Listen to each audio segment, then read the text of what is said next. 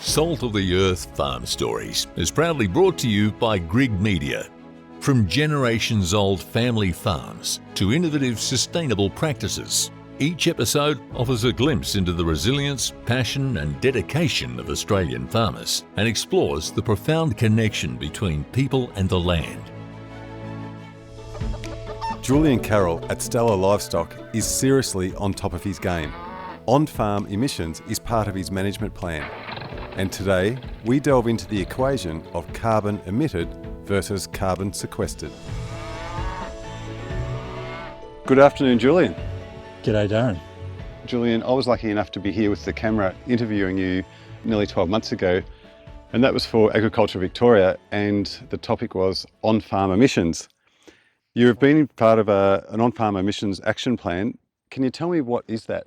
So, on-farm emissions is a relatively complicated topic, and Agriculture Victoria, to their credit, have put together a really fantastic program of getting producers to look at their own on-farm data and then analysing it with an expert in the subject. And so I was one of the early pilot beef producers to have a look at our on-farm emissions and then have that conversation with the guys from AgVic about what can I do to target or to reduce the emissions from our enterprise. So then you formed a carbon number, is that right? Yeah, so carbon accounting is the process of looking at your farm's outputs and versus your inputs and calculating how much of a carbon footprint your enterprise has. So it's just an equation of carbon emitted versus carbon sequestered. And there's carbon emitted from your inputs, so the fertiliser you've brought in from elsewhere, or cattle you've brought in from elsewhere, and then there's your on-farm emissions, which the big one is the enteric emissions from the cattle fermenting grass in their gut. And what percentage would that be of your number? For most beef producers, for most specialist beef producers, it's in the 80s. 80%. So for us, we're a little bit lower. I think it might have been just under 79%. For most people, it's going to be 84, 85, 86% of their emissions is coming from the enteric fermentation. And do you have to calculate other things such as transport?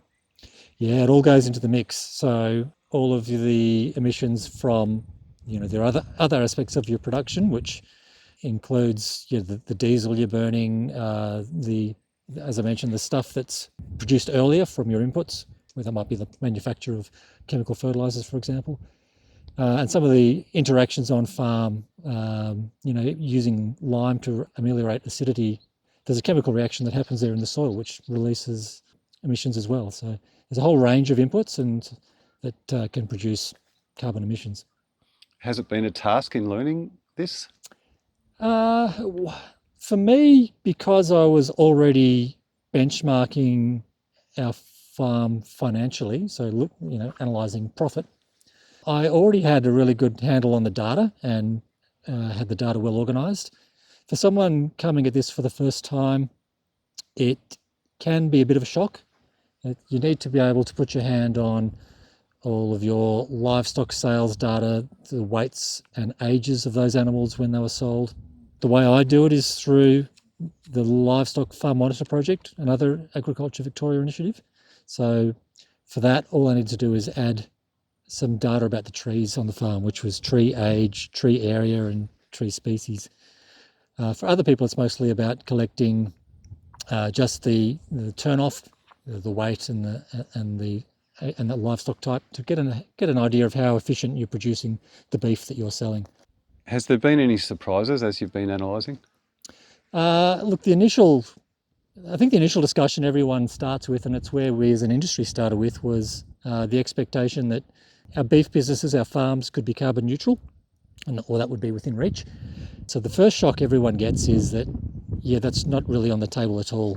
For most people, their emissions dwarf any carbon sequestered, so they'll never get to neutral. Even the best in the business, Jigsaw Farms down in the Western Districts, they achieved carbon neutrality for a small window and then lost it just because as their trees matured, they sequestered less carbon.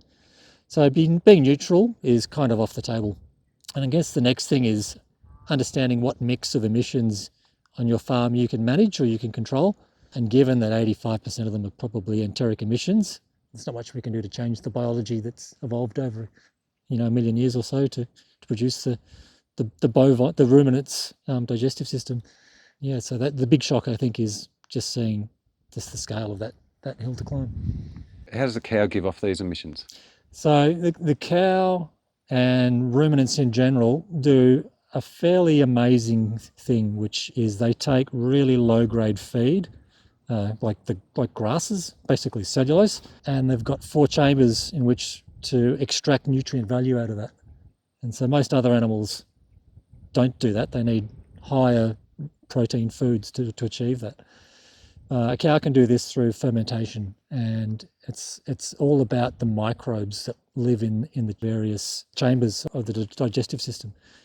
So it's actually the little microbes, the little bacteria and bugs that live in the stomach that are doing the work digesting the low grade feed into high value red meat, high value energy. And it's them that are letting off the gas as a byproduct of this process. And is that a methane? Yeah, predominantly methane. And methane being a much more potent greenhouse gas than carbon dioxide. We multiply methane emissions by 28 to try and equalise them with equivalent carbon dioxide emissions over a 100-year period. We talk about CO2e, which is carbon dioxide equivalence. And so, to turn methane into a carbon dioxide equivalent, we multiply it by 28. And that's where we get such a big number, depending on how intensive our livestock production system is. It's a pity we couldn't capture that methane and make electricity out of it. Well, that's what the pig farmers do. They capture all of their monogastric pigs, so they're not doing what cows do, but we're feeding pigs much higher protein inputs because they can't ferment the food in their guts. And so there's a whole lot of fermentation that happens with pigs in their manure and their urine. So they catch that in the big manure digesters, and they've got a lid on them, and the gas floats up to the top, and they use that gas to power the piggery. My cousins were researching that down at Bungaree, actually. They've got a big dairy barn, and they were capturing the manure and putting it into chambers. Yep. So are there any areas, Julian, that you have worked on improving your number? Yeah, so I guess the big take-home message for us is that the only way to improve that number, and I guess let me go back a step. Instead of talking about total emissions from the farm, because we're no longer worried about it being neutral, and the size of your total emissions is purely a factor of how big your farm is, the more interesting conversation is around emissions intensity. So how much CO2 am I releasing to produce a kilogram of live weight beef or live weight cattle? And maybe that's something that I can do better than other beef producers, and therefore make my product more appealing to the next cog in the value chain. So my number there is 13. So I'm emitting 13 CO2e, so carbon dioxide equivalents, for every kilogram of live weight beef we sell. Wow.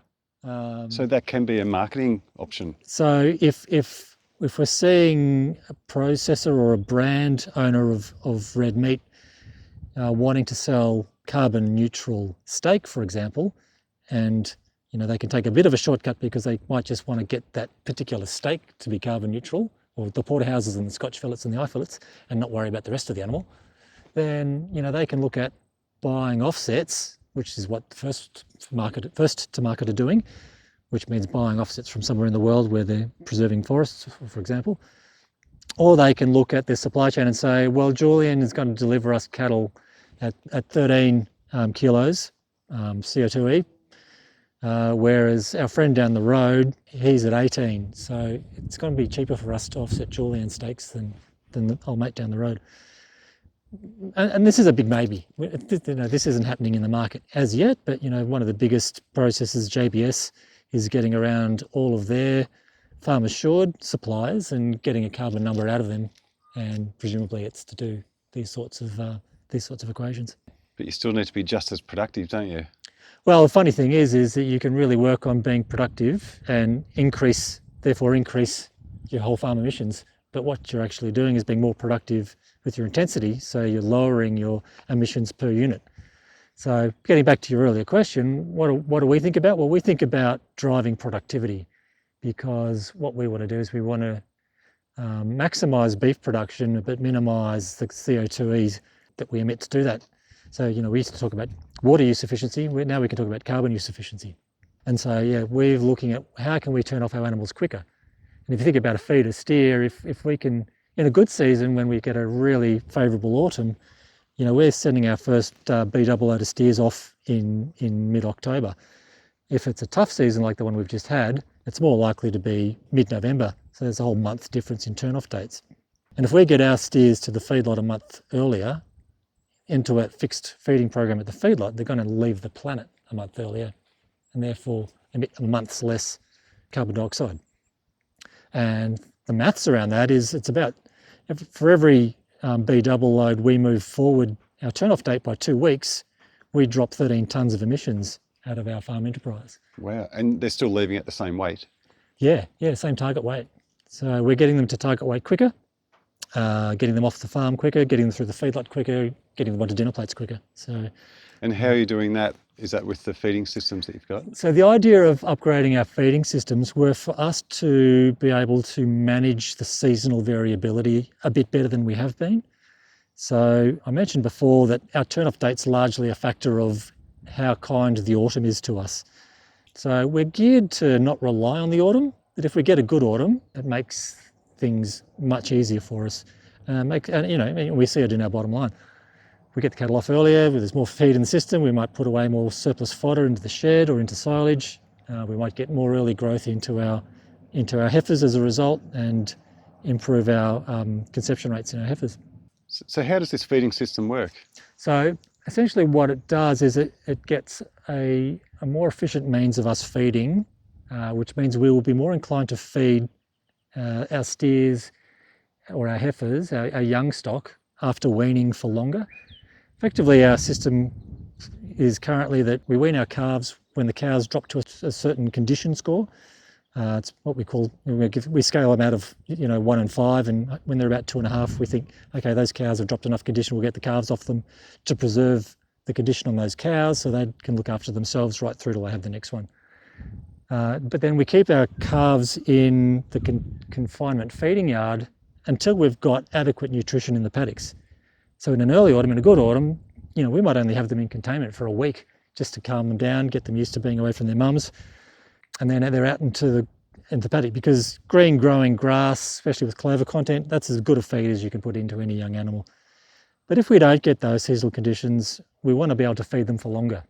And so we could potentially have them in the yards for 6 weeks or 8 weeks, or as it was this time around, is more like 12 weeks. And these concrete feed bunks that we put on the front mean that we can use our feed more efficiently. We get less wastage. Improves OH&S because we're not driving the tractor in there and trying to get around them. And when it does rain, it means we're not having to deal with the mud in there because we stay on the outside. We've got a nice high bit of ground, good gravel base on the troughs and the feeding point. While it does get muddy at the top half of the pen's big enough that cattle can move out of the mud and just come forward to feed. And we can therefore feed longer into the wet period than we would have otherwise.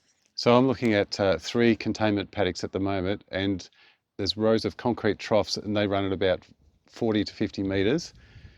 So you've got a tractor and a feeder. It's not a mixing wagon, it's a bale feeder that breaks up the round bales, is that right? Yeah, that's right. I mean, we predominantly feed silage, homegrown silage. So we got hold of a machine that just chops up a silage bale and then uses a conveyor to drop it in the feed bunk. But a mixing wagon would do the same thing, and a mixing wagon would let you be a little bit more versatile in whatever food you wanted to combine. If you're buying food, a mixing wagon would be the way to go, because you can mix a bit of grain or pellets with silage or rough hay. And we haven't ruled out going down the path of a mixing wagon, but it's kind of more time up front to get the mix happening and a little bit slower. And no wastage, or minimal wastage, which is fantastic. Yeah, so the feed that we do make is going much further. So genetics, Julian, what are you looking for in bulls, or have you always had that genetic here? So we're fairly pragmatic about what genetics can do for you in a commercial beef enterprise. It's a bit like trees. The best time to plant a tree was was 20 years ago, and the second best time is yesterday. So genetics are those things where you really want to have, you want to really be on the right path, but you want to be on the right path over a very long period of time. You can't make sudden improvements to your profitability with genetics, generally speaking. Maybe, you know, if you make a radical change like getting horns out of your cattle or changing breeds, that's something else. Fixing dystocia, that's something else. But if you've got a pretty solid self-replacing closed herd, then you're looking at very small incremental gains with your genetics. So what's important is to pick, I guess, breeding objectives that are achievable and that you can deliver year on year. And so for us, we sort of look at getting that nice balance of rapid growth, but without blowing out our mature cow size. So we like to balance, you know, like our 400-day growth number for an EBV at around 100 with a mature cow weight of around 100. And then we combine that with middle of the road birth weights. We don't like to get too light, and we just avoid the extremes. And I think my advice to anyone implementing a breeding objective is to just look for one trait that you'll want to move the dial on, because if you try and push too many, you really limit your choice of bulls that you can buy, and they become super expensive. You're probably competing with seed stock enterprises. So just pick one trait to try and move the dial on, and have another bunch of traits that have got to be better than breed average.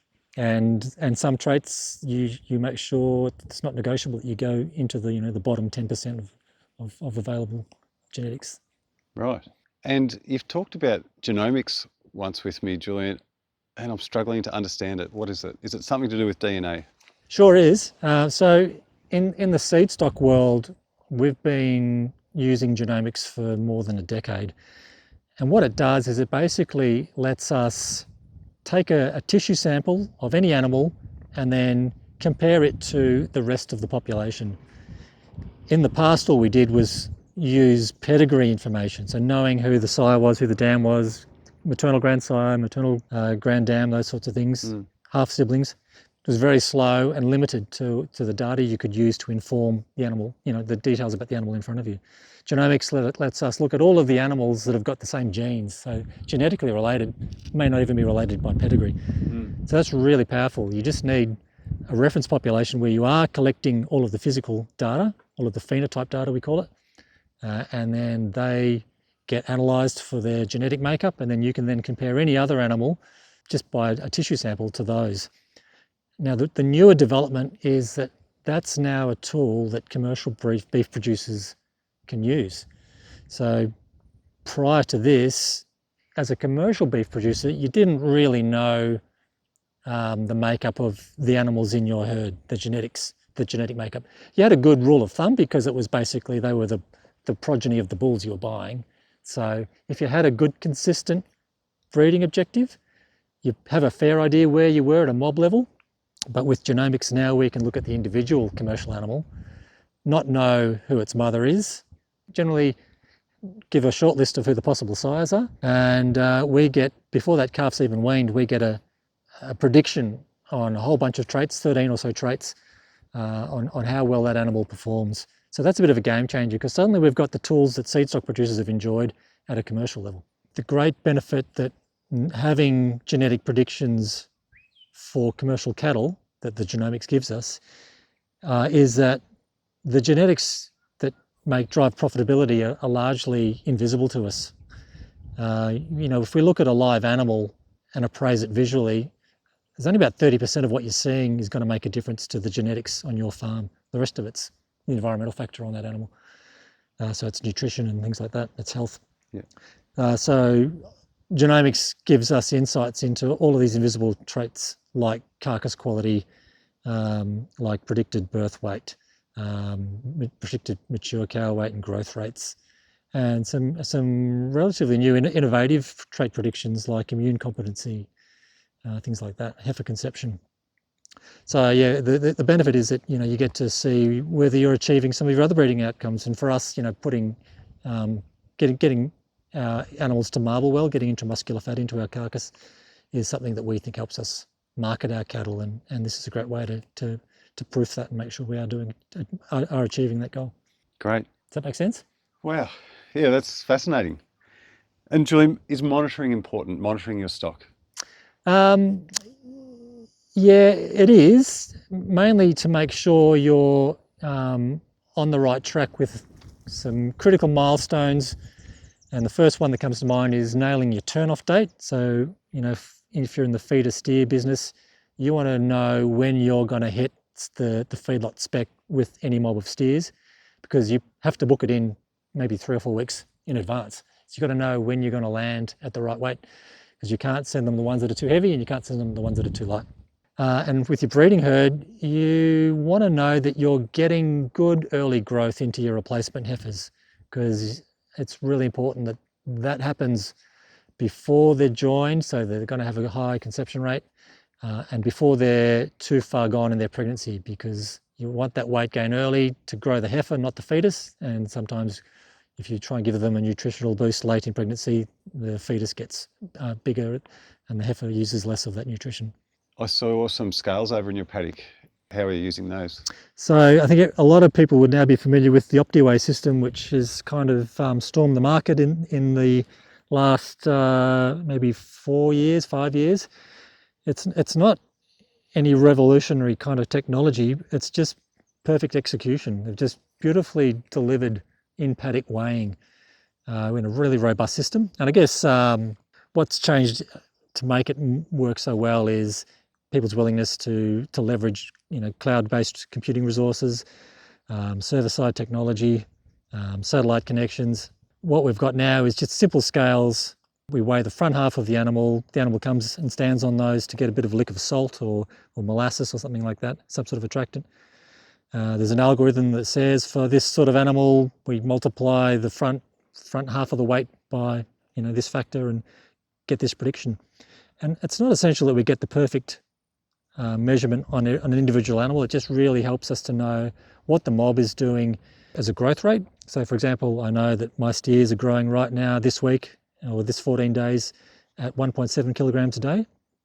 I know what their average weight is, and I can see a rough mob split. I've got a couple up at the top end, but most of them are in that sort of 350 to 400 range, and that really helps inform when I'm going to turn them off. And it also gives me an alert to say, well, they're not growing, got to do something different. Go and think about this. And so, yeah, it gives us that ability.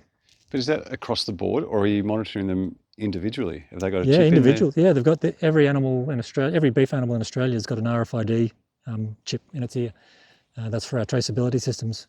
And they've been in there for 20 or 30 years now. But we're getting smarter at using them now. So yeah, this will scan that ear tag and collect a whole bunch of weights. And what's really interesting about all of the weights it collects is the variation of gut fill. So if they've got a rumen full of grass or a rumen full of water, if they've just taken a drink, that changes considerably. And we see that when we're weighing cattle in the yards. You can weigh a steer at the start of the mob, and if you want to weigh him again at the end of the mob, you'll see he's dropped 11 kilos just in an hour. So wow. So do you keep the scales away from the water troughs? No, that's not important. What irons it out is the fact that you're getting so many readings that you're just getting an average. So you might weigh that animal a couple of times a day or 20 times a week, and you just know exactly what that animal weighs on average that week. And it's actually more accurate than the point in time you get in the yards. And I guess too, even for the bulls, if something's going wrong with one of the bulls and their weight's changing? Yeah, look, we don't use it for monitoring bulls when they're working. Right. We only use it for monitoring young cattle growing, really. And does that data get sent back to your laptop at home, or do you go and plug in? Yeah, so I get an email that I look at it as I have my breakfast each morning from the previous day's data. And there's an app which gives me a greater breakdown, and then there's a desktop version that I look at, log into the portal, and can really get down to the nuts and bolts and analyse the data further if I need to. So sequestering carbon, what else are you doing? Sequestering carbon is a tricky one. So for the main opportunities farmers have to sequester carbon is in the trees they plant and in wool. Soil carbon's a bit of a contentious topic because many would argue that it's largely driven by rainfall. So when we have good seasons, we've got great soil carbon, but if you have a run of bad seasons, it'll disappear anyway. So we don't focus on soil carbon at all. We don't worry about that. We just think about, because we've got no sheep, it's really just the trees for us. But what we see with trees is that they peak at sort of 18 to 20 years, and then they sequester less carbon as the growth rate slows down. So there's lots of great reasons for growing trees on your farm. Doing it to mitigate carbon is a fair way down the list. Right. We don't worry about it too much. So plant trees for other reasons. Yeah. And you get a little bit of a kick. At our best, we've got a lot of young trees around the farm. So our average tree age across the farm is only 5 years old, because we've done a lot of work in the last couple of years. We will peak around 2030, and with everything else staying equal, we will go from about 10%, ratio, or 10 to 1 for emissions versus sequestered, to more like sort of 10 to 4. We almost get to 50% when the trees get bigger. So we certainly will improve the equation, but we'll go backwards, because there's not, we're running out of places to plant trees. We're filling up the gullies, filling up the creeks. Yeah. So is there a percentage of your farm that you're aiming to have treed? We're at 17% now, and that's a lot higher than most. So I don't see us getting more than 20%.